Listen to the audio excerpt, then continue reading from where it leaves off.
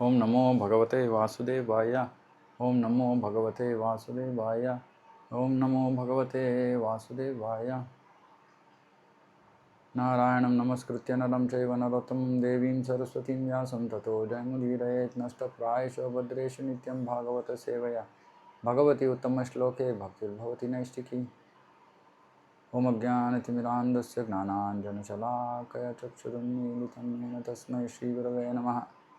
ನಮೋ ವಿಷ್ಣುಪಾದಾಯ ಕೃಷ್ಣಪ್ರೇಷ್ಠಾಯ ಭೂತಲೆ ಶ್ರೀಮತೆ ಭಕ್ತಿವೇದಾಂತಸ್ವಾಮಿನಿತಿ ನಾಮಿನೆ. ನಮಸ್ತೆ ಸಾರಸ್ವತೆ ದೇವೆ ಗೌರವಾಣಿ ಪ್ರಚಾರಿಣಿ ನಿರ್ವಿಶೇಷ ಶೂನ್ಯವಾದಿ ಪಾಶ್ಚಾತ್ಯ ದೇಶತಾರಿಣಿ.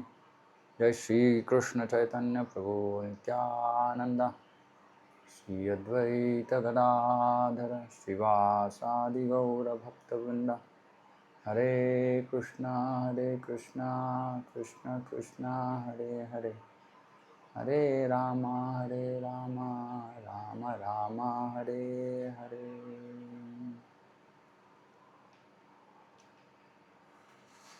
ಓಕೆ,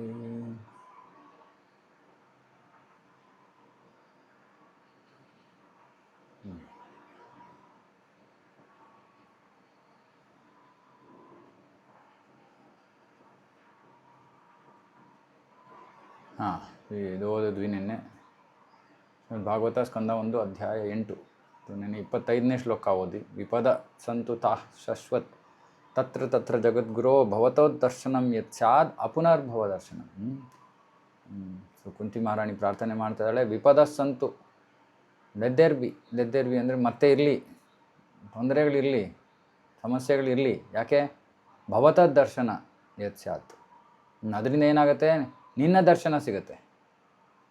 ಅಪುನರ್ಭವ ದರ್ಶನಂ, ನಿನ್ನ ದರ್ಶನ ಸಿಕ್ಕಿದ್ರೆ ಭವದರ್ಶನಂ ಮತ್ತೆ ಆಗಲ್ಲ.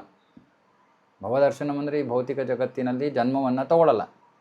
ಹಾಗಾಗಿ ಕುಂತಿ ಮಹಾರಾಣಿ ಹೇಳ್ತಾಳೆ, ಬರಲಿ ತೊಂದರೆಗಳು ಬರಲಿ ಮತ್ತೆ. ಇದನ್ನು ಭಗವಂತನಲ್ಲಿ ಈ ಥರ ಪ್ರಾರ್ಥನೆ ಮಾಡೋದಕ್ಕೆ ಎಷ್ಟು ಭಕ್ತಿ ಇರಬೇಕು ಭಕ್ತನಿಗೆ. ಅಂದರೆ ಕಷ್ಟಪಡೋದಕ್ಕೆ ಭಕ್ತ ಯೋಚನೆ ಮಾಡ್ತಾ ಇಲ್ಲ, ಯೋಚನೆ ಮಾಡ್ತಾ ಇದ್ದಾನೆ ಎಲ್ಲ ಸನ್ನಿವೇಶದಲ್ಲೂ ಭಗವಂತನ ಸಂಪರ್ಕದಲ್ಲಿ ಇರೋಕ್ಕೆ ಸಾಧ್ಯ ಆಗುತ್ತಲ್ಲ, ಈ ಸಂದರ್ಭದಲ್ಲಿ ಇನ್ನೂ ಜಾಸ್ತಿ ಸಾಧ್ಯವಾಗುತ್ತೆ. ಹಾಗಾಗಿ ಬರಲಿ. ನಮ್ಮ ಭಕ್ತರಲ್ಲಿ ಒಬ್ಬರು ಇದ್ದಾರೆ, ಅವರು ಸ್ವಲ್ಪ ಆರೋಗ್ಯದ ಸಮಸ್ಯೆಗಳಿದ್ದು. ಸೊ ಅವಾಗ ನಾನು ಕೇಳ್ತಾ ಇದ್ದೆ, ಇವಾಗ ನೀವು ಯಾಕೆ ಪ್ರಾರ್ಥನೆ ಮಾಡಲ್ಲ? ಆರೋಗ್ಯ ಸರಿ ಹೋದರೆ ಸೇವೆ ಮಾಡ್ಬೋದಲ್ವಾ? ಆರೋಗ್ಯ ಸರಿ ಹೋಗೋದು ಏನೋ ಇಂದ್ರಿಯ ಭೋಗ ಮಾಡೋಕ್ಕಲ್ಲ, ಸೊ ಸಹಾಯ ಸೇವೆ ಮಾಡೋದಕ್ಕೆ ಸಹಾಯ ಆಗುತ್ತಲ್ಲ, ಯಾಕೆ ನೀವು ಕೃಷ್ಣನ ಕೇಳ್ಬೋದಲ್ವಾ ಅಂತ ನಾನು ಕೇಳ್ತಾ ಇದ್ದೆ ಅವ್ರ ಹತ್ರ. ಅವ್ರು ಹೇಳಿದ್ರು, ಇಲ್ಲ, ಕಷ್ಟಗಳಿದ್ದರೆ ನಾನು ಹೆಚ್ಚು ಭಗವಂತನ ನಾಮ ತಗೊಳ್ಳೋಕ್ಕೆ ನನಗೆ ಹೆಚ್ಚು ಸಮಯ ಸಿಗುತ್ತೆ ಅಂತ. ನನಗೆ ಅದನ್ನು ಕೇಳಿ ಬಹಳ ಸಂತೋಷ ಆಯಿತು, ಆಶ್ಚರ್ಯ ಆಯಿತು. ಈ ಶ್ಲೋಕಕ್ಕೆ ನೆನಪು ಬಂತು ಅವಾಗ. ತೊಂದರೆಗಳಿದೆಯಾ? ಇರಲಿ. ಅದರಿಂದ ನನಗೆ ಕೃಷ್ಣನನ್ನು ಸ್ಮರಿಸೋದಕ್ಕೆ ಜಾಸ್ತಿ ಸಾಧ್ಯ ಆಗ್ತಾಯಿದ್ರೆ ಇರಲಿ, ಸಮಸ್ಯೆ. ಎಷ್ಟು ಮುಂದುವರೆದಿರೋ ಹಂತ ನೋಡಿದ್ದು ಭಕ್ತಿಯಲ್ಲಿ. ನಾವು ಕಷ್ಟ ಬಂದರೆ ಭಗವಂತ ಅಂತ ನಿಂತ್ಕೊಂಡಪ್ಪ ಕಷ್ಟ ತೆಗ್ದಾಕಪ್ಪ ಅಂತ ಕೂಗ್ತೀವಿ. ಇಲ್ಲಿ ಭಕ್ತರು ಇದ್ದಾರೆ, ಕಷ್ಟ ಇರಲಿ ಪರವಾಗಿಲ್ಲ, ಕೃಷ್ಣ ನಾಮ ಜಪ ಮಾಡೋಕ್ಕೆ ಸಹಾಯ ಆಗ್ತಾಯಿದೆ, ಜಾಸ್ತಿ ಸಮಯ ಸಿಗ್ತಾಯಿದೆ. ಇದು ಸಾಮಾನ್ಯ ಲೌಕಿಕ ದೃಷ್ಟಿಯಿಂದ ಹುಚ್ಚುತನ ಇದು. ಯಾಕಂದರೆ ಯಾರು ಹಂಗೆ ಕೇಳ್ತಾರೆ? ಅಂದರೆ ಇದು ಅತ್ಯುತ್ಕೃಷ್ಟವಾದ ಭಕ್ತಿಯ ಹಂತ. ಇದನ್ನು ನಾವು ಅನುಕರಿಸೋಂಗೂ ಇಲ್ಲ, ಯಾರೂ ಅನುಕರಿಸೋದು ಇಲ್ಲ. ಯಾಕಂದರೆ ಇದು ಆ ಥರ ಅನುಕರಣೆ ಮಾಡೋವಂಥ ವಿಷಯ ಅಲ್ಲ. ಯಾಕಂದರೆ ಯಾರಿಗೆ ಧೈರ್ಯ ಇರುತ್ತೆ? ಒಂದು ಸತಿ ನಮ್ಮ ಜೀವನದಲ್ಲಿ ಏನಾದ್ರು ಒಂದು ಸಮಸ್ಯೆ ಆಗಿದರೆ ನಾವು ಅಯ್ಯಪ್ಪ ತಿರ್ಗಾ ಅದನ್ನು ನೆನೆಸ್ಕೊಳ್ಳೋಕೆ ಕೂಡ ನಮ್ಗೆ ಇಷ್ಟ ಆಗಲ್ಲ.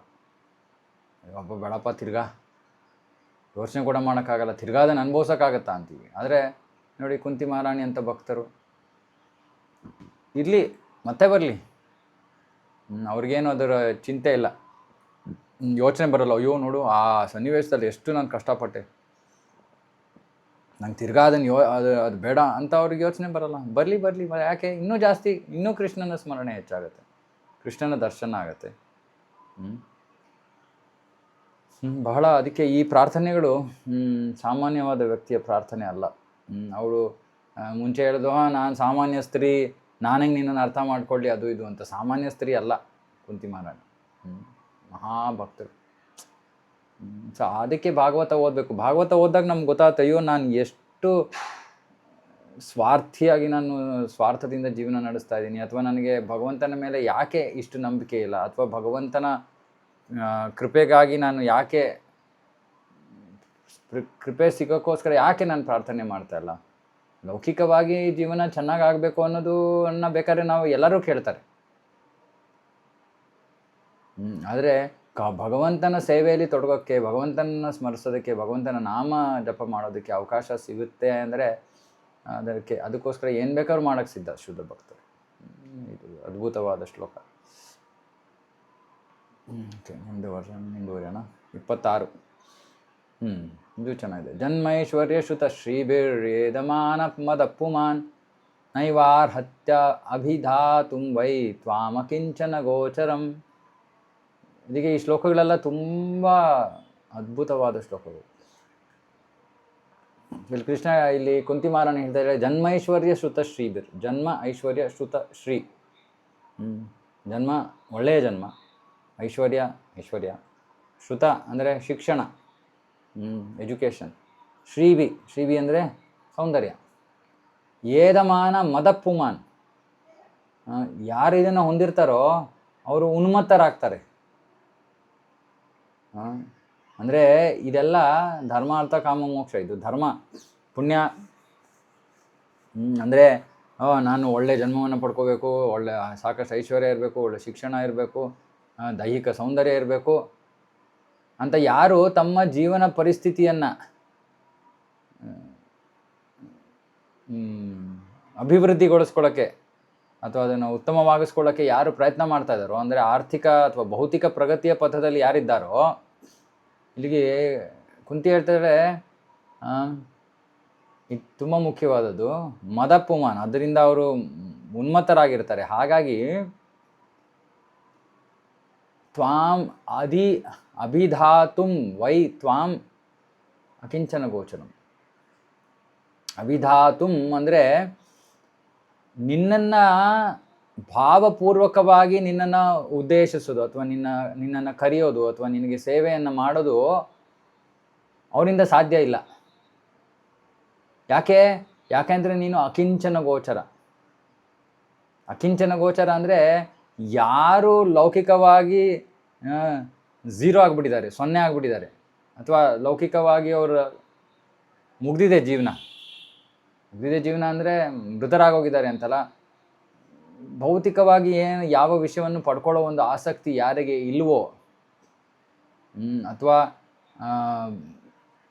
ಭೌತಿಕವಾಗಿ ಇವಾಗ ಐಶ್ವರ್ಯ ಇತ್ತು, ಐಶ್ವರ್ಯ ಇಲ್ಲ ಇವಾಗ, ಈ ರೀತಿ ತಮ್ಮ ಹತ್ರ ಏನು ಭೌತಿಕವಾಗಿ ಏನು ಸ್ವತ್ತುಗಳಿದೋ ಅದು ಕಳ್ಕೊಂಡಿರೋರು, ಅಥವಾ ಇರೋದನ್ನು ಕೂಡ ಸಂಪೂರ್ಣವಾಗಿ ಕೃಷ್ಣನಿಗೆ ಬಳಸ್ತಾ ಇರೋರು, ಅಂಥವ್ರು ಮಾತ್ರ ನಿನ್ನನ್ನು ಒಂದು ಪ್ರಾಮಾಣಿಕ ಭಾವನೆಯಿಂದ ನಿನ್ನನ್ನು ಸಮೀಪಿಸ್ತಾರೆ. ಅಂದರೆ ಏನರ್ಥ, ಯಾರ ಹತ್ರ ಈ ಜನ್ಮ ಐಶ್ವರ್ಯ ಸುತಶ್ರೀ ಇದೆಲ್ಲ ಲೌಕಿಕವಾಗಿ ಒಳ್ಳೆಯ ಪರಿಸ್ಥಿತಿಯಲ್ಲಿರೋರು ಕೃಷ್ಣನನ್ನು ಭಾವಪೂರ್ವಕವಾಗಿ ಕರೆಯಲ್ಲ. ಯಾಕೆಂದರೆ ಅವ್ರಿಗೆ ಅದು ಬೇಕಾಗಿಲ್ಲ. ಅವರಿಗೆ ಬೇಕಾಗಿರೋದು ಜನ್ಮ ಐಶ್ವರ್ಯ ಸುತಶ್ರೀ. ಈಗಿನ ಕಾಲದಲ್ಲಿ ಇದು ಎಲ್ಲ ಭೌತಿಕ ಜೀವನ ಚೆನ್ನಾಗಿ ಆಗಬೇಕು ಅನ್ನೋ ಯೋಚನೆಯಲ್ಲಿರೋರು ಕೃಷ್ಣನನ್ನು ಭಾವಪೂರ್ವಕವಾಗಿ ಕರೆಯಲ್ಲ. ಯಾಕೆಂದರೆ ಅವರು ವ್ಯಾಪಾರದಲ್ಲಿ ತೊಡಗಿರ್ತಾರೆ ಕೃಷ್ಣನ ಜೊತೆ. ಅರೆ ಯಾರಿಗೆ ವ್ಯಾಪಾರ ಬೇಡವೋ, ಯಾರಿಗೆ ಸರಿ ಏನಿದೆಯೋ ಇದೆ, ಕೃಷ್ಣನ ಮೇಲೆ ಅವಲಂಬಿತನಾಗಿದ್ದೀನಿ, ನನ್ನ ಜೀವನದ ಗುರಿ ಕೃಷ್ಣ ಭಕ್ತಿ, ಕೃಷ್ಣ ಪ್ರೇಮ, ಅದಕ್ಕೋಸ್ಕರ ಯಾರು ಶ್ರಮ ಪಡ್ತಾ ಇದ್ದಾರೋ ಅವರು ಭಾವಪೂರ್ವಕವಾಗಿ ಕರೀತಾರೆ.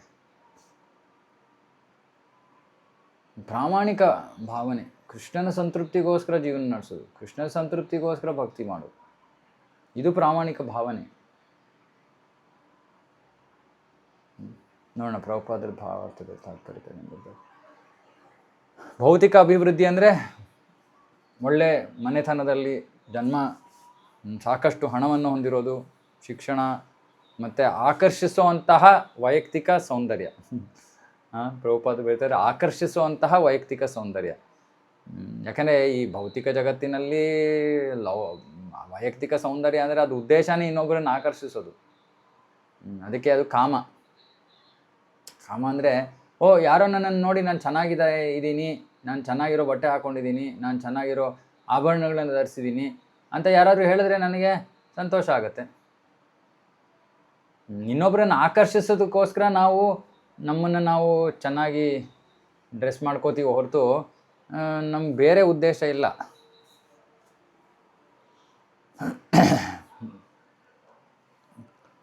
ಗೋಲೋಕ ವೃಂದಾವನದಲ್ಲಿ ಗೋಪಿಯರು ಕೂಡ ಹೇಗೆ ಮಾಡ್ತಾರೆ.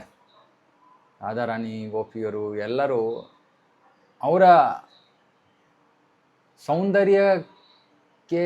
ಸೌಂದರ್ಯದ ವರ್ಣನೆ ಕೂಡ ಮಾಡೋಕ್ಕಾಗಲ್ಲ. ಅದಕ್ಕೆ ಯಾವ ಎಲ್ಲವೂ ಇಲ್ಲ, ಯಾವ ಲಿಮಿಟು ಇಲ್ಲ.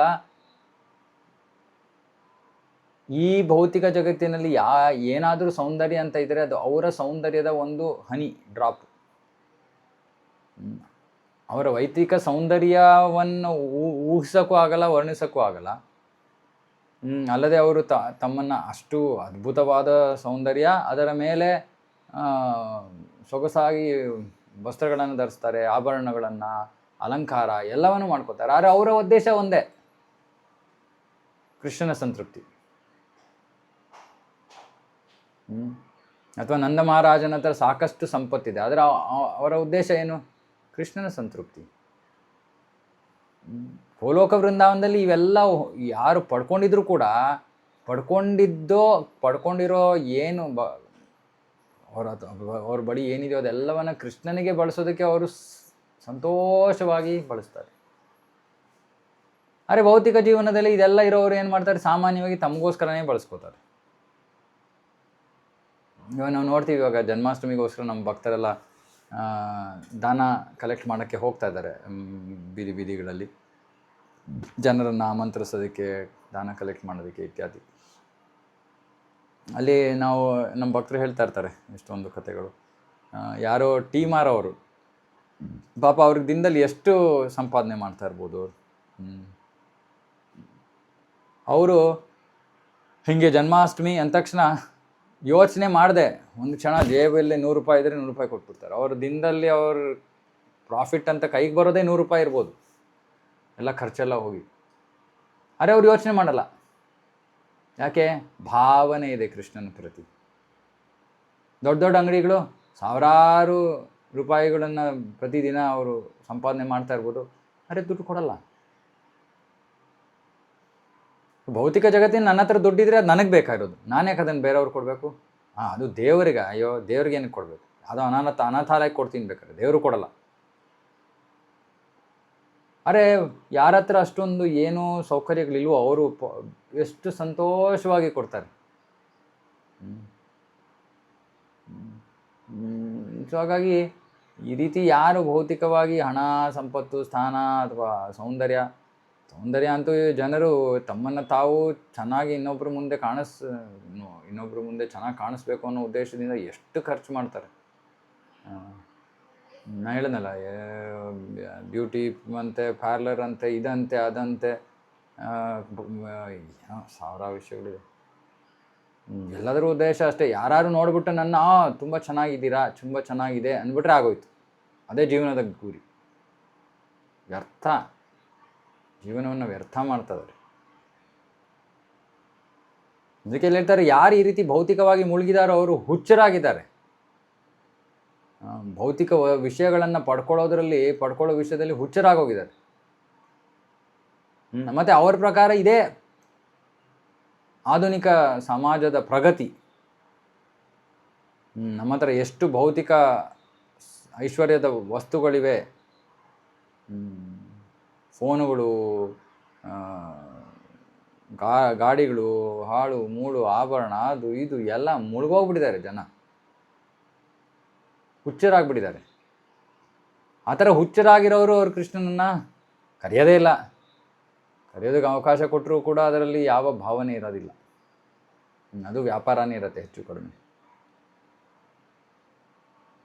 ಮತ್ತು ಇಲ್ಲಿ ಅದಕ್ಕೆ ಶ್ಲೋಕದಲ್ಲಿ ಹೇಳ್ತಾರೆ ಮದ ಪುಮಾನ್, ಉನ್ಮತ್ತರಾಗಿ ಹೋಗ್ತಾರೆ, ಅಹಂಕಾರದಿಂದ ತುಂಬೋಗ್ಬಿಡುತ್ತಾರೆ. ತಾತ್ಕಾಲಿಕವಾದ ಸ್ವತ್ತುಗಳನ್ನು ಹೊಂದಿದ್ದಾರೆ, ಆದರೆ ಅದು ಅವರು ಅದರಿಂದ ಉನ್ಮತ್ತರಾಗಿ ಅಹಂಕಾರವನ್ನು ತೋರ್ತಾರೆ. ಹಾಗಾಗಿ ಪ್ರಭುಪಾದರು ಇಲ್ಲಿ ಬರೀತಾರೆ, ಅಂಥವರು ಭಗವಂತನ ಪವಿತ್ರ ನಾಮವನ್ನು ಭಾವಪೂರ್ವಕವಾಗಿ ಉಚ್ಚರಿಸೋಕ್ಕೆ ಸಾಧ್ಯ ಇಲ್ಲ. ಸೊ ಇಲ್ಲಿ ಮುಖ್ಯವಾದ ವಿಷಯ, ಕೃಷ್ಣನನ್ನು ಕರೆಯೋದು ಅಂದರೆ ಕೃಷ್ಣನ ನಾಮವನ್ನು ಕರೆಯೋದು. ಕೃಷ್ಣನ ನಾಮವನ್ನು ನಾವು ಪ್ರತಿದಿನ ತಗೋತಾ ಇರ್ತೀವಲ್ವ, ಬೆಳಗ್ಗೆ 16 ಮಾಲೆ ಪ್ರತಿದಿನ. ಯಾರು ಭಾವಪೂರ್ವಕವಾಗಿ ಕೃಷ್ಣನ ನಾಮವನ್ನು ತಗೋಬೋದು? ಯಾರು ಭೌತಿಕವಾಗಿ ಮುಳುಗಿಲ್ವೋ ಅವರು ಮಾತ್ರ. ಇಲ್ಲಾಂದರೆ ನಮಗೆ ನನಗಿದು ಬೇಕು, ನನಗೆ ಅದು ಬೇಕು ಅನ್ನೋ ಭಾವನೆಯಲ್ಲಿ ನಾವು ಜಪ ಮಾಡ್ತೀವಿ. ಅರೆ ಆ ಕೃಷ್ಣನ ನಾಮ ಎಷ್ಟು ಮಧುರವಾದದ್ದು.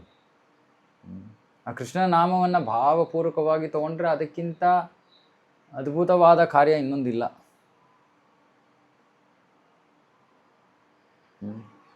ನಮ್ಮ ಒಂದು ಮಹಾಭಾಗ್ಯ ಇಂತಹ ಈ ರೀತಿ ಭಾವಪೂರ್ವಕವಾಗಿ ಕೃಷ್ಣನ ನಾಮವನ್ನು ತಗೊಳ್ಳುವಂಥ ಭಕ್ತರ ಸಂಘದಲ್ಲಿದ್ದೀನಿ ನಾನು. ಅವಾಗ ಗೊತ್ತಾಗತ್ತೆ ನನಗೆ, ಈ ರೀತಿ ಇವರು ಭಾವಪೂರ್ವ, ಎಷ್ಟು ಭಾವನೆ ಇದೆ ಇವರಿಗೆ ಕೃಷ್ಣನ ಪ್ರತಿ. ಆಗ ನಮಗೆ ಕಲಿಯೋದಕ್ಕೆ ಒಂದು ಅವಕಾಶ ಸಿಗುತ್ತೆ. ಶಾಸ್ತ್ರದಲ್ಲಿ ಹೇಳ್ತಾರೆ,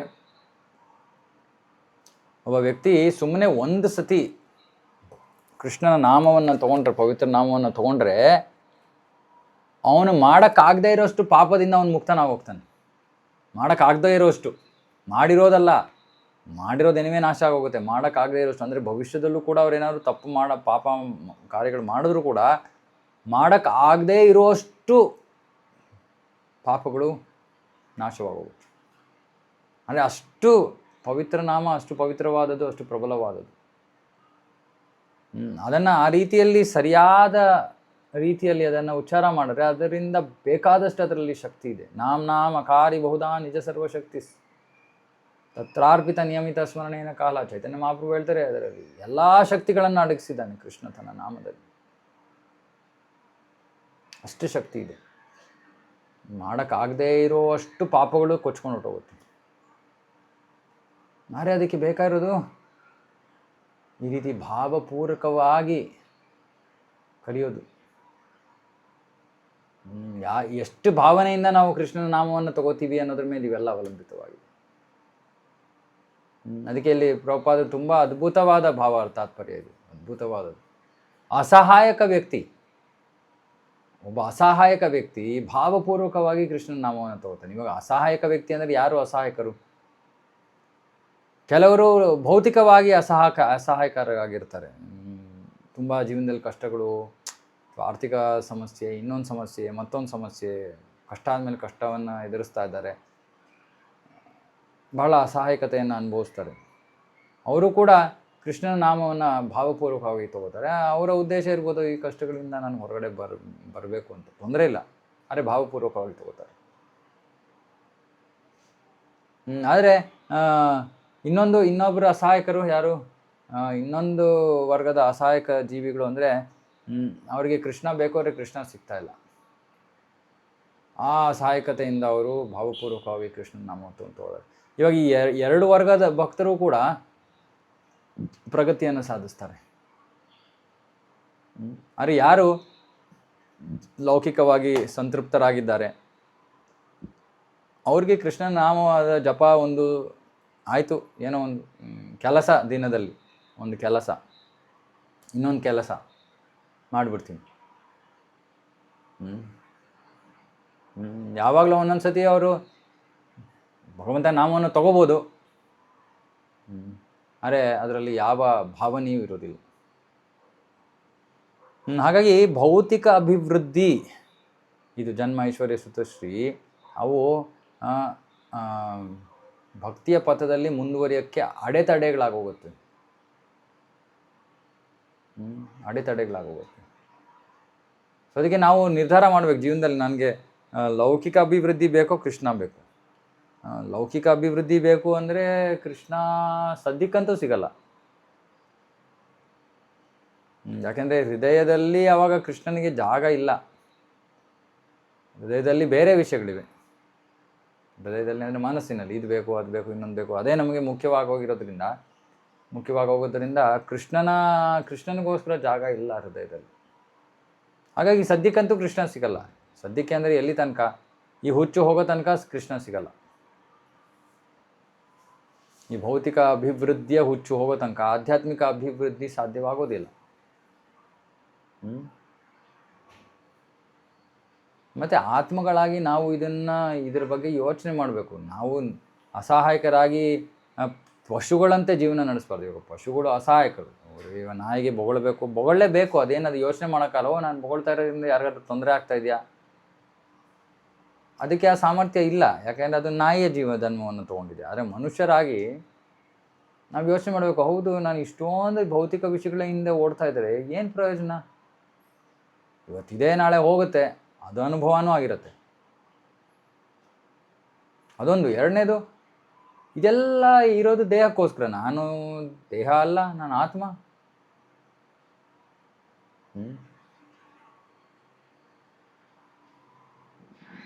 ಮತ್ತು ಈ ದೇಹ ಒಂದು ನಾವು ತಿಳ್ಕೋಬೇಕು, ಇದೊಂದು ರೋಗಗ್ರಸ್ತ ಸ್ಥಿತಿ, ಜ್ವರದ ಸ್ಥಿತಿ ನಮಗೆ.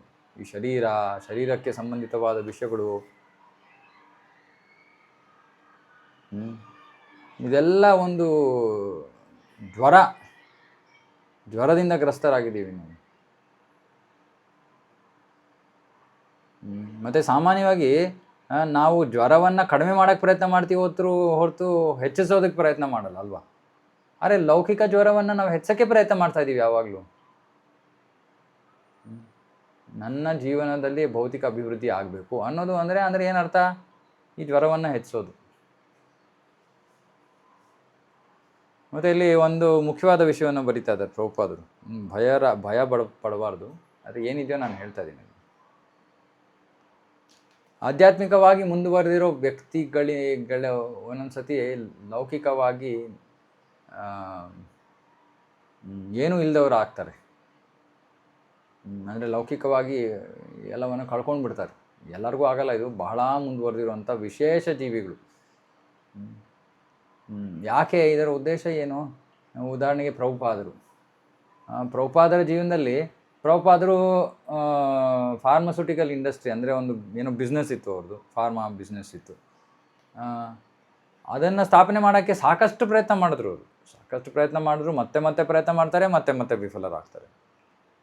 ಅಂದರೆ ಕೃಷ್ಣ ಅವ್ರ ಹತ್ರ ಏನಿತ್ತೋ ಆರ್ಥಿಕವಾಗಿ ಎಲ್ಲವನ್ನು ತೊಗೊಂಡ್ಬಿಟ್ಟ. ಯಾಕೆ?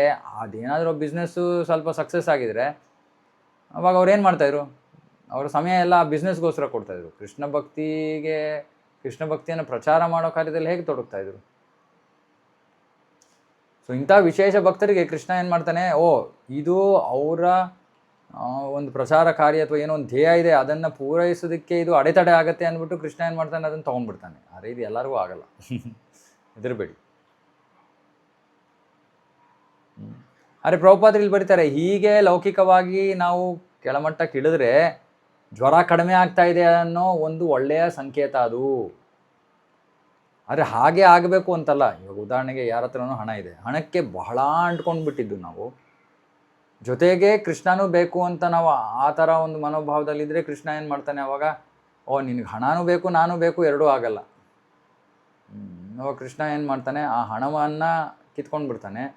ಆವಾಗ ಆ ವ್ಯಕ್ತಿ ಏನೂ ಇಲ್ಲದೆ ಕೃಷ್ಣ ಹತ್ರ ಬಂದು ಅವನ ಪಾದಗಳಿಗೆ ಬೀಳ್ತಾನೆ. ಅವನ ಜ್ವರ ಕಡಿಮೆ ಆಗುತ್ತೆ, ಭಗವಂತನೆಡೆಗೆ ಆಕರ್ಷಣೆ ಹೆಚ್ಚಾಗುತ್ತೆ, ಅವಲಂಬನೆ ಹೆಚ್ಚಾಗುತ್ತೆ, ಎಲ್ಲವೂ ಹೆಚ್ಚಾಗುತ್ತೆ. ಅಥವಾ ಇಲ್ಲ ಬೇಡ, ನನಗೆ ಕೃಷ್ಣ ಬೇಡ, ನನಗೆ ಲೌಕಿಕ ಇದೇ ಬೇಕು ಅಂದರೆ ಕೃಷ್ಣ ಏನೂ ತಲೆನೇ ಕೆಡಿಸ್ಕೊಳ್ಳಲ್ಲ, ಬಿಟ್ಬಿಡ್ತಾನೆ. ಸರಿ, ಇವರು ಭೌತಿಕ ಅಭಿವೃದ್ಧಿ ಬೇಕು, ಸರಿ ಪಡ್ಕೊಳ್ಳಿ. ಆದರೆ ಆಧ್ಯಾತ್ಮಿಕವಾಗಿ ಮುಂದುವರೆದಿರೋರು ಅವರಿಗೆ ಲೌಕಿಕ ಅಭಿವೃದ್ಧಿ ಆಸಕ್ತಿ ಇಲ್ಲ. ಆದರೂ ಒಂದೊಂದು ಸತಿ ಪೂರ್ವ ಜನ್ಮಗಳ ಕರ್ಮದಿಂದಾಗಿ, ಅದಕ್ಕೆ ವಾಸನ ಅಂತ ಕರಿತೀವಿ, ಅದರಿಂದಾಗಿ ಅವರು ಭೌತಿಕವಾಗಿ ಅದಕ್ಕಾದರೂ ಅಂಟ್ಕೊಂಡಿರ್ಬೋದು. ಇಚ್ಛಾಪೂರ್ವಕವಾಗಿ ಆಗಿರಲಿ, ಇಚ್ಛಾಪೂರ್ವಕವಾಗಿ ಆಗದೇ ಇರಲಿ. ಕೃಷ್ಣ ಅವರನ್ನು ಅದರಿಂದ ಹೊರಗಡೆ ತೆಗಿಯೋಕ್ಕೆ ಬೇಕಾದಷ್ಟು ಕೆಲಸಗಳು ಮಾಡ್ತಾನೆ. ಪ್ರಭುಪಾದರು ತಮ್ಮ ಜೀವನದಲ್ಲಿ ಅವರು ಲೌಕಿಕವಾಗಿ ಎಲ್ಲವನ್ನು ಕಳ್ಕೊಂಡಾದ್ಮೇಲೆ ಅವ್ರೇನು ಮಾಡಿದ್ರು, ಮಾ ಬೃಂದಾವನ ಕೊಟ್ಟೋದ್ರು. ಬೃಂದಾವನಕ್ಕೆ ಹೋಗಿ ಅಲ್ಲಿ ರಾಧಾ ದಾಮೋದರ ದೇವಸ್ಥಾನದಲ್ಲಿ ಮೇಲೆ ಒಂದು ರೂಮಲ್ಲಿ ಇರಕ್ಕೆ ಶುರು ಮಾಡೋರು. ಆಮೇಲೆ ಅವರು ಒಂದು ಪುಸ್ತಕವನ್ನು ಬರೀತಾರೆ, ಬೃಂದಾವನ ಭಜನ ಅಂತ. ಅಂದರೆ ಬೃಂದಾವನದಲ್ಲಿ ಕೂತ್ಕೊಂಡು ತಮ್ಮ ಜೀವನದ ವಿಶ್ಲೇಷಣೆ, ಅನಾಲಿಸಿಸ್ ಮಾಡ್ತಾ ಇದ್ದಾರೆ ಪ್ರಭುಪಾದರು. ಅದರಲ್ಲಿ ಬರೀತಾರೆ, ನನಗೆ ಲೌಕಿಕವಾಗಿ ನನ್ನ ಹತ್ರ ಏನಿತ್ತು ಎಲ್ಲ ಕೃಷ್ಣ ಕಿತ್ಕೊಂಡ್ಬಿಟ್ಟ. ಆವಾಗ ನನಗೆ ಗೊತ್ತಾಗಲಿಲ್ಲ ಅವನು ಯಾಕೆ ಕಿತ್ಕೊಂಡ ಅಂತ, ಇವಾಗ ಗೊತ್ತಾಗ್ತಾ ಇದೆ. ನನ್ನನ್ನು ಅವನ ಹತ್ತಿರಕ್ಕೆ ಕರ್ಕೊಳ್ಳೋಕ್ಕೆ ಕೃಷ್ಣ ಹೀಗೆ ಮಾಡಿದ್ದಾನೆ ಅಂತ. ತುಂಬ ಚೆನ್ನಾಗಿದೆ, ಕನ್ನಡದಲ್ಲಿದೆ ಅದು ಬೃಂದಾವನ ಭಜನ. ಅದು ಪರಮ ಪೂಜ್ಯ ಜಯಪತಾಕ್ ಮಹಾರಾಜರು ಬರೆದಿರುದ್ದಂಥದ್ದು. ಅದನ್ನು ಅನುವಾದ ಮಾಡೋ ಒಂದು ಸುಯೋಗ ನಮ್ಗೆ ಸಿಕ್ಕಿತ್ತು. ಹಾಗಾಗಿ ಅದರಲ್ಲಿ ತುಂಬ ಚೆನ್ನಾಗಿದೆ.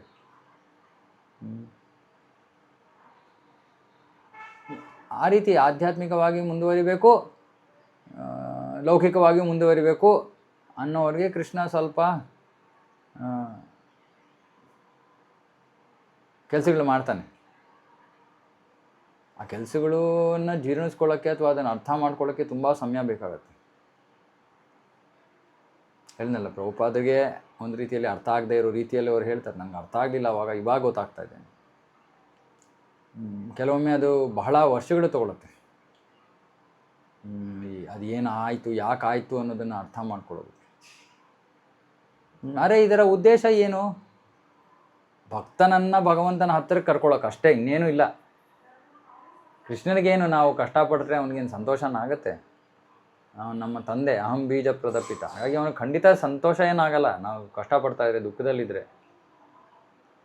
ಆದರೆ ಅದೇ ಮಗು ತಿಂದು ತಿಂದು ತಿಂದು ಹಲ್ಲು ಹಾಳು ಮಾಡ್ಕೊಂಡಿದೆ. ಇವಾಗ ಹಲ್ಲು ತೆಗಿಬೇಕು, ಏನು ಮಾಡೋಕ್ಕಾಗತ್ತೆ? ನೋವಿದೆ. ಅಪ್ಪ ಅಮ್ಮ ಅದನ್ನು ಇಲ್ಲ ಬೇಡ, ನೋವೇ ಬೇಡ ಅಂತ ಹೇಳೋಕ್ಕಾಗಲ್ಲ. ಯಾಕಂದರೆ ಅದು ತೆಗೆದ್ರೇ ಆ ಮಗುವಿಗೆ ನಿರಾಳ. ಹಾಗಾಗಿ ಜ್ವರ ಇಳಿಸೋದಕ್ಕೆ ಕೃಷ್ಣ ಕಾರ್ಯಗಳನ್ನು ಮಾಡ್ತಾನೆ.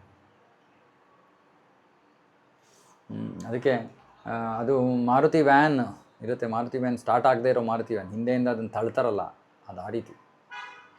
ಆದರೆ ಕೃಷ್ಣ ನಮ್ಮ ಜೀವನದಲ್ಲಿ ಅವನು ತಳ್ಳಕ್ಕೆ ಬಂದರೆ ಸ್ವಲ್ಪ ಸಹಿಸ್ಕೊಳ್ಳೋದು ಕಷ್ಟ ನಮಗೆ.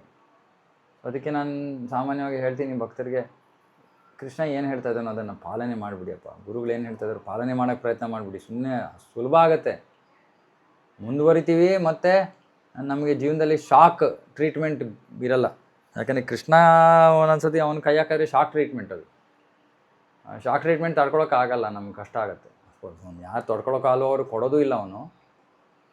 ಆದರೆ ಒಂದು ಸ್ವಲ್ಪ ನಮ್ಮನ್ನು ಗೆಳಿತಾನೆ ಸನ್ನಿವೇಶದಿಂದ, ಆವಾಗ ಸ್ವಲ್ಪ ಕಷ್ಟ ಅನ್ನಿಸ್ಬೋದು. ಹಾಗಾಗಿ ಏನು ಮಾಡಬೇಕು? ಸುಮ್ಮನೆ ನಮ್ಮ ಆಚಾರ್ಯರು ಗುರುಗಳು ಏನು ಹೇಳಿದಾರೋ ಅದನ್ನು ಪಾಲನೆ ಮಾಡ್ಕೊಂಡು ಹೊರಟೋಗ್ಬಿಡ್ಬೇಕು. ಆವಾಗ ಈ ಥರ ಸನ್ನಿವೇಶನೇ ಬರಲ್ಲ. ಯಾಕೆಂದರೆ ಆವಾಗ ನಾವು ಭೌತಿಕವಾಗಿ ಅನಾವಶ್ಯಕವಾಗಿ ಅಂಟ್ಕೊಳ್ಳಲ್ಲ. ಹಾಗಂದರೆ ಏನು ಆರ್ಥಿಕವಾಗಿ ಏನು ನಾವು ಮುಂದುವರಿಲೇಬಾರ್ದ? ಇಲ್ಲ, ಶಾಸ್ತ್ರ ಅದನ್ನು ಹೇಳುತ್ತೆ.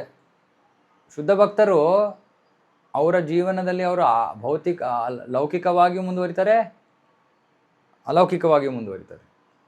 ಪ್ರಭುಪಾದರು ಭಗವದ್ಗೀತೆಯಲ್ಲಿ ಬರೀತಾರೆ, ಭೌತಿಕ ಅಭಿವೃದ್ಧಿ, ಆಧ್ಯಾತ್ಮಿಕ ಅಭಿವೃದ್ಧಿ ಹಿಂದೆ ಬರುತ್ತೆ ಅಂತ. ಅಂದರೆ ಒಬ್ಬ ವ್ಯಕ್ತಿ ಆಧ್ಯಾತ್ಮಿಕವಾಗಿ ಅಭಿವೃದ್ಧಿ ಹೊಂದ್ತಾ ಇದ್ದರೆ ಭೌತಿಕ ಅಭಿವೃದ್ಧಿ ಹಿಂದೆ ಬರುತ್ತೆ ಬೇಕಾದ್ರೆ. ಇದೇನು ಅದು ದೊಡ್ಡ ವಿಷಯ ಅಲ್ಲ. ಬೇಕಾದರೆ ಸುಧಾಮನ ವಿಷಯದಲ್ಲಿ ಅವನಿಗೆ ಬೇಕಾಗಿರಲಿಲ್ಲ, ಅದು ಬರಲಿಲ್ಲ. ಆಮೇಲೆ ನಂತರ ಅವನು ಸರಿ ಆಯಿತು ಬೇಕಾದ್ರೆ ಕೊಡಪ್ಪ ಅಂದಾಗ ಬಂತು. ಅರೆ ಹಿಂದೆ ಬರುತ್ತೆ, ಅದೇನು ಸಮಸ್ಯೆ ಇಲ್ಲ. ಮತ್ತು ಶಾಸ್ತ್ರದಲ್ಲಿ ಅದು ಹೇಳ್ತಾರೆ, ಯಾರು ಭಕ್ತರು ಶುದ್ಧ ಭಕ್ತರು ಅನನ್ಯ ರೀತಿಯಲ್ಲಿ ಭಕ್ತಿಯಲ್ಲಿ ತೊಡಗಿದಾರೋ ಅವರ ಜೀವನದಲ್ಲಿ ಅವರಿಗೆ ಆರ್ಥಿಕ ಅಭಿವೃದ್ಧಿ ಆದರೆ ಅದು ಅವರು ಪುಣ್ಯ ಫಲ ಅಲ್ಲ. ಸಾಮಾನ್ಯ ಜನರ ಜೀವನದಲ್ಲಿ ಅದು ಪುಣ್ಯ ಫಲ. ಹಿಂದಿನ ಜನ್ಮದಲ್ಲಿ ಪುಣ್ಯ ಮಾಡಿದ್ವಿ, ಇವಾಗ ಈ ಸಮಯದಲ್ಲಿ ನಮಗೆ ಆರ್ಥಿಕ ಅಭಿವೃದ್ಧಿ ಪಡ್ಕೊಳ್ಳೋಕ್ಕೆ ನಮಗೆ ಫಲ ಇತ್ತು, ಬಂತು.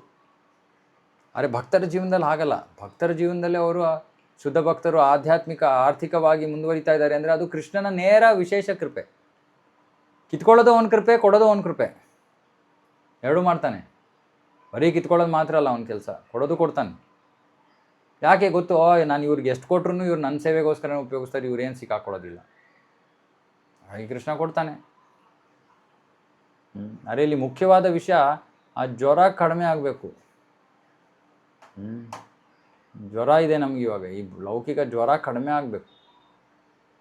ಅದನ್ನು ಹೆಚ್ಚಿಸ್ಕೊಳ್ಳುವಂಥ ಪರಿಸ್ಥಿತಿಗಳನ್ನು ಸೃಷ್ಟಿ ಮಾಡ್ಕೋಬಾರ್ದು.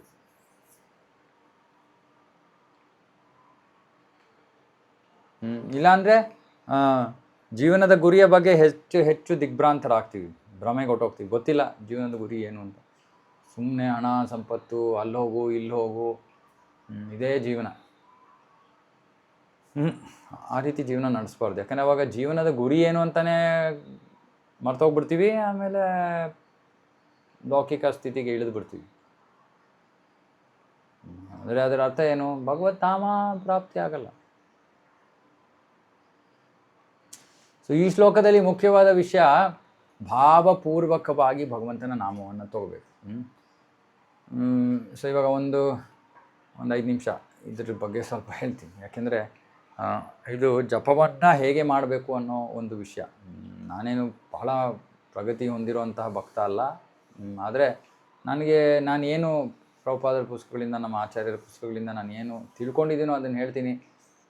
ಸಾಮಾನ್ಯವಾಗಿ ನಾನು ನೋಡ್ತಾ ಇದ್ದೀನಿ, ನಾನು ಹೇಳೋದ್ರಿಂದ ಇನ್ನೊಬ್ಬರಿಗೆ ಜಾಸ್ತಿ ಲಾಭ ಸಿಗುತ್ತೆ ನನಗಿಂತ. ಆದರೆ ಅದು ನನಗದು ಸಂತೋಷ. ಅದು ಇನ್ನೊಬ್ಬರು ಭಕ್ತಿಯಲ್ಲಿ ಮುಂದುವರಿ. ಕೃಷ್ಣ ಅವಾಗ ನೋಡ್ತೇನೆ, ಸರಿ ಇವು ಏನೋ ಒಂದಂತೂ ಸೇವೆ ಮಾಡ್ತಾ ಇದ್ದಾನಲ್ಲ, ಈ ಸೇವೆಯಿಂದ ಯಾರೋ ಇನ್ನೊಬ್ಬರು ಭಕ್ತರಿಗೆ ಅಭಿವೃದ್ಧಿಗೆ ಅದು ಸಹಾಯ ಆಯಿತು ಅಂದರೆ ಕೃಷ್ಣ ಆಮೇಲೆ ನನ್ನ ಕೃಪೆ ಕೊಡ್ಬೋದು. ಉದ್ದೇಶದಿಂದ ಹೇಳ್ತೀನಿ. ನಾನು ಅಷ್ಟೊಂದೇನು ಮುಂದುವರೆದಿಲ್ಲ ಈ ವಿಷಯದಲ್ಲಿ. ಭಗವಂತನ ನಾಮವನ್ನು ನಾವು ಆರಂಭಿಕ ಹಂತದಲ್ಲಿ ನಾವು ಬಹಳ ಯಾಂತ್ರಿಕವಾಗಿ ತೊಗೋತೀವಿ, ಅಂದರೆ ಮೆಷಿನ್ ಥರ. ಅಂದರೆ ನಮಗೆ ಕೃಷ್ಣನ ನಾಮ, ಕೃಷ್ಣ ಬೇರೆ ಅಲ್ಲ ಅನ್ನೋ ಒಂದು ಪ್ರಜ್ಞೆ ಇರಲ್ಲ. ಹಾಗಾಗಿ ಸುಮ್ಮನೆ ತೊಗೋಬೇಕಲ್ಲ ಅಂತ ತೊಗೋತೀವಿ. ಸರಿ ಅವ್ರು ಹೇಳ್ತಾ ಇದ್ದಾರೆ ಜಪ ಮಾಡಬೇಕು ಅಂತ ತೊಗೋತೀವಿ. ಅದರಿಂದ ನಮ್ಗೆ ಅಷ್ಟೊಂದು ಆಧ್ಯಾತ್ಮಿಕವಾಗಿ ಪ್ರಯೋಜನ ಬರೋಲ್ಲ. ಬರುತ್ತೆ, ನಿಧಾನಕ್ಕೆ ಬರುತ್ತೆ. ಯಾಕೆಂದರೆ ನಾಮದ ಶಕ್ತಿನೇ ಅಷ್ಟಿದೆ. ಭಾಗವತದಲ್ಲಿ ಬೇರೆ ಕಡೆ ಹೇಳ್ತಾರೆ, ಪ್ರಜ್ಞಾಹೀನ ಸ್ಥಿತಿಯಲ್ಲಿ ಭಗವಂತ ನಾಮವನ್ನು ತೊಗೊಂಡ್ರೂ ಕೂಡ ಅದರಿಂದ ಲಾಭ ಅಂತ. ಪ್ರಜ್ಞಾಹೀನ ಸ್ಥಿತಿ ಅಂದರೆ ಯಾರೋ ಇವಾಗ ಎಡವು ಬೀಳ್ತಾ ಇದ್ದಾರೆ, ಅವ್ರು ತಲೆ ಸುತ್ತು ಬೀಳ್ತಾ ಇದ್ದಾರೆ. ಆ ತಲೆ ಸುತ್ತು ಬೀಳೋ ಸಮಯದಲ್ಲಿ ಅವರಿಗೆ ಬೇರೆ ಏನೂ ಗೊತ್ತಿಲ್ಲ, ಅವರಿಗೆ ಕೃಷ್ಣ ಮಾತ್ರ ಗೊತ್ತು. ಕೃಷ್ಣ ಅಂದರೆ ಅದರದ್ದು ಫಲ ಸಿಗುತ್ತೆ. ಅವ್ರಿಗೇನು ಅದ್ರ ಪ್ರಜ್ಞೆ ಇಲ್ಲ. ಅವ್ರು ಅದನ್ನು ತೊಗೊಂಡ್ರೋ, ಕೃಷ್ಣನ ನಾಮ ತೊಗೊಂಡ್ರೋ ಇಲ್ವೋ ಅಂತ ಅವ್ರಿಗೇನು ಪ್ರಜ್ಞೆ ಇಲ್ಲ, ಆದರೆ ಅದರ ಫಲ ಅವ್ರಿಗೆ ಸಿಗುತ್ತೆ. ಹಾಗಾಗಿ ಭಗವಂತನ ನಾಮದಲ್ಲಿ ಅಷ್ಟೊಂದು ಶಕ್ತಿ ಇದೆ. ಸೊ ಹೆಸರನ್ನು ತೊಗೋತಿರುವಾಗ ನಾವು ಯಾಂತ್ರಿಕವಾಗಿ ತೊಗೋಬಾರ್ದು. ಅಟ್ಲೀಸ್ಟ್ ನಮಗೆ ಹೆಸರನ್ನು ತೊಗೋತಿರುವಾಗ ನಮ್ಗೆ ಇಷ್ಟ ಆದರೂ ಜ್ಞಾಪಕ ಬರಬೇಕು, ಇದು ಕೃಷ್ಣನ ಹೆಸರು. ಹರೇ ಅಂದರೆ ಇದು ರಾಧಾರಾಣಿಯನ್ನು ಸಂಬೋಧಿಸ್ತಾ ಇದೆ. ರಾಮ ಅಂದ್ರೇನು? ರಾಮ ಅಂದರೆ ಬೇಕಾದಷ್ಟು ಅರ್ಥಗಳು ಬರುತ್ತೆ. ಯಾರೋ ರಾಮನ ಭಕ್ತರಿದ್ದರೆ ಅದು ಅವನನ್ನು ಸಂಬೋಧಿಸ್ಬೋದು. ಕೃಷ್ಣನ ಭಕ್ತರಿರೋರಿಗೆ ಹರೇ ಕೃಷ್ಣ ಕೃಷ್ಣ ಕೃಷ್ಣ ಹರೇ ಹರೇ ಅಂತ ಕೃಷ್ಣನ ಸಂಬೋಧಿಸಿದ ತಕ್ಷಣ ಪ್ರೀತಿಯಿಂದ ಕೃಷ್ಣನಿಗೆ ಆನಂದ ಆಯ್ತಂತೆ. ರಾಮ ಅಂದರೆ ರಮಂತೆ ಅಂದರೆ ಕೃಷ್ಣನಿಗೆ ಸಂತೋಷ ಆಯಿತು.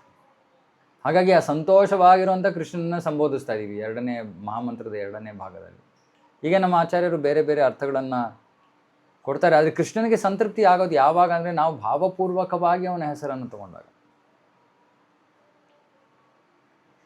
ಅಂದರೆ ಪ್ರತಿಯೊಂದು ನಾವು ನಾಮವನ್ನು ಮುಗಿಸೋ ಅರ್ಜೆಂಟಲ್ಲಿ ಜಪ ಮಾಡಿದ್ರೆ ಆಗ ನಮಗೆ ಏನು ಪ್ರಯೋಜನ ಆಗಲ್ಲ. ಇವಾಗ ಯಾರ್ದಾದ್ರೂ ಹೆಸರು ತೊಗೋಬೇಕು ಅಂದರೆ ನಾವು ಸುಮ್ಮನೆ ಏನು ಭಾವನೆ ಇಲ್ಲದೆ ಅವ್ರ ಹೆಸರನ್ನು ತೊಗೊಂಡ್ರೆ ಅವ್ರಿಗೆ ಎಷ್ಟು ಸಂತೋಷ ಆಗುತ್ತೆ ನಮ್ಮಿಂದ. ಸುಮ್ಮನೆ ಕರಿಬೇಕು ಅವ್ರ ಹೆಸರನ್ನ ಅಂತ ಕರೆದ್ರೆ ಅವ್ರಿಗೆ ಎಷ್ಟು ಸಂತೋಷ ಆಗುತ್ತೆ. ಆದರೆ ಅದೇ ಯಾರಾದ್ರು ನಮ್ಮನ್ನು ಪ್ರೀತಿಯಿಂದ ಕರೆದ್ರೆ ನಮ್ಗೆ ಎಷ್ಟು ಸಂತೋಷ ಆಗುತ್ತೆ. ಮಕ್ಕಳು ತಂದೆ ತಾಯಂದ್ರನ್ನ ಅಮ್ಮ ಅಪ್ಪ ಅಂತಾರೆ. ಅಮ್ಮ ಅಪ್ಪ ಅಂದ ತಕ್ಷಣ ಎಷ್ಟು ಸಂತೋಷ ಆಗುತ್ತೆ. ಅದೇ ರೀತಿ ನಾವು ಕೃಷ್ಣನ ನಾಮವನ್ನು ಪ್ರೀತಿಯಿಂದ ಕರೆದಾಗ ಕೃಷ್ಣನಿಗೆ ಸಂತೋಷ ಆಗುತ್ತೆ. ಆ ಸಂತೋಷ, ಕೃಷ್ಣನಿಗೆ ಸಂತೋಷ ನೀಡೋ ರೀತಿಯಲ್ಲಿ ನಾವು ಕೃಷ್ಣನ ನಾಮವನ್ನು ತಗೋಬೇಕು. ಇದು ವಿಶೇಷತೆ. ಸುಮ್ಮನೆ ಜಪ ಬ್ಯಾಗ್ ಕೈನಲ್ಲಿದೆ, ಇಡೀ ದಿನ ಏನು ಮಾಡ್ತಾಯಿದ್ದೀನಿ ಅಂತ ಗೊತ್ತಿಲ್ಲ, ಸುಮ್ಮನೆ ಬಾಯಿಂದ ಏನೋ ಹೊಡ್ತಾ ಇದೆ, ಆಯಿತು, ಉಪಯೋಗ ಆಗುತ್ತೆ. ಅದು ಕೆಲ್ಸಕ್ಕೆ ಬಾರ್ದೇ ಇದು ಮಾಡೋಕ್ಕಿಂತ ಖಂಡಿತ ಅದು ಮಿಗಿಲ್ಲ, ತುಂಬ ಮಿಗಿಲ್ಲ, ಶ್ರೇಷ್ಠವಾದದ್ದು. ಟಿ ವಿ ನೋಡ್ಕೊಂಡು ಕೂತ್ಕೊಳ್ಳೋದು ಅಥವಾ ಕಾಡು ಹರಟೆ ಹೊಡೆಯೋ ಬದಲು ಕೃಷ್ಣ ನಾಮವನ್ನು ನಾವು ಏಕಾಗ್ರತೆ ಇಲ್ಲದೆ ತೊಗೊಂಡ್ರೂ ಕೂಡ ಅದು ನಮಗೆ ಸಹಾಯನೇ ಆಗುತ್ತೆ. ಆದರೆ ಕೃಷ್ಣ ಪ್ರೇಮದ ಹಂತಕ್ಕೆ ಬರಲ್ಲ ಅಷ್ಟೇ. ಕೃಷ್ಣ ಪ್ರೇಮದ ಹಂತಕ್ಕೆ ಬರಬೇಕು ಅಂದರೆ ನಾವು ಭಾವಪೂರ್ವಕವಾಗಿ ತಗೋಬೇಕು. ಅದಕ್ಕೆ ಪ್ರಭುಪಾದರು ಬೇರೆ ಕಡೆ ಹೇಳ್ತಾರೆ, ಅಸಹಾಯಕ ಸ್ಥಿತಿಯಲ್ಲಿ ನಾವು ಭಿಕ್ಷೆ ಬೇಡಬೇಕು ಕೃಷ್ಣನಿಂದ, ಕೃಷ್ಣ ದಯವಿಟ್ಟು ನಿನ್ನ ರಾಧಾ ನಿನ್ನ ದಯವಿಟ್ಟು ನಿಮ್ಮ ಸೇವೆಯನ್ನು ಕೊಡಿ. ಆ ಭಾವನೆಯಲ್ಲಿ ನಾವು ಪ್ರಾರ್ಥನೆ ಜಪವನ್ನು ಮಾಡಿದ್ರೆ ಬಹಳ ಪ್ರಬಲವಾಗಿ ಕಾರ್ಯವೆಸಗುತ್ತೆ, ಅದು ಕೆಲಸ ಮಾಡುತ್ತೆ.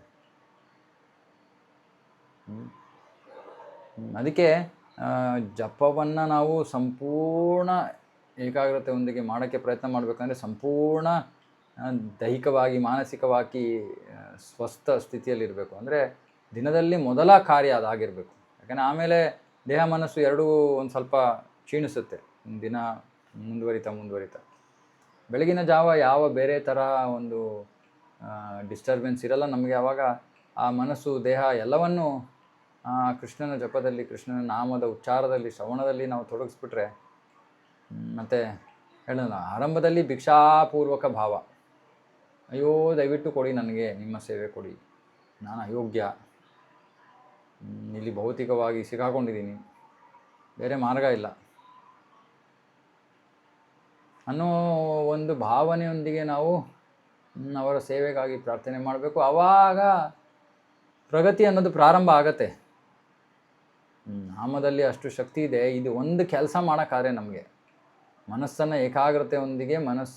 ನಾವು ಏಕಾಗ್ರತೆಯೊಂದಿಗೆ ಕೃಷ್ಣನಲ್ಲಿ ಬೇಡ್ಕೋಬೇಕು, ರಾಧಾನಲ್ಲಿ ಬೇಡ್ಕೋಬೇಕು, ದಯವಿಟ್ಟು ನನಗೆ ನಿಮ್ಮ ಸೇವೆ ಕೊಡಿ. ಯಾರು ಈ ರೀತಿ ಭಾವಪೂರ್ವಕವಾಗಿ ಅವರಲ್ಲಿ ಬೇಡ್ಕೋತಾರೋ ಆಟೋಮೆಟಿಕ್ಕಾಗಿ ಅವರು ಆಧ್ಯಾತ್ಮಿಕ ಪ್ರಗತಿಯನ್ನು ಸಾಧಿಸ್ತಾರೆ.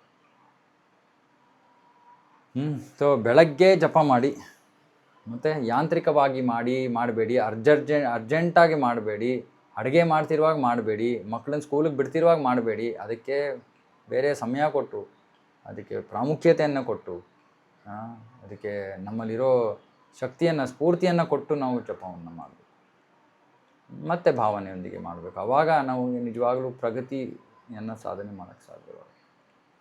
ಓಕೆ, ಸೊ ಇದನ್ನು ಇಲ್ಲೇ ನಿಲ್ಲಿಸ್ತೀನಿ. ಯಾಕಂದರೆ ಇದು ನಾಮ ಜಪದ ಬಗ್ಗೆ ಇರೋದ್ರಿಂದ ಯಾರಿಗಾದರೂ ಹೊಸಬ್ರು ವಿಶೇಷವಾಗಿ ಏನಾದರೂ ನಿಮಗೆ ಪ್ರಶ್ನೆಗಳಿದ್ರೆ ಕೇಳ್ಬೋದು, ಬೇರೆಯವರು ಭಕ್ತರು ಕೂಡ ಕೇಳ್ಬೋದು. ನಂಗೆ ತಿಳಿದಿರೋ ಅಷ್ಟು ವಿಷಯವನ್ನು ನಾನು ಹೇಳ್ತೀನಿ. ಹರೇ ಕೃಷ್ಣ. ಶ್ರೀಮದ್ ಭಾಗವತಂ ಕಿ ಜಯ, ಜಗದ್ಗುರು ಶ್ರೀಲ ಪ್ರಭುಪಾದ ಕಿ ಜಯ.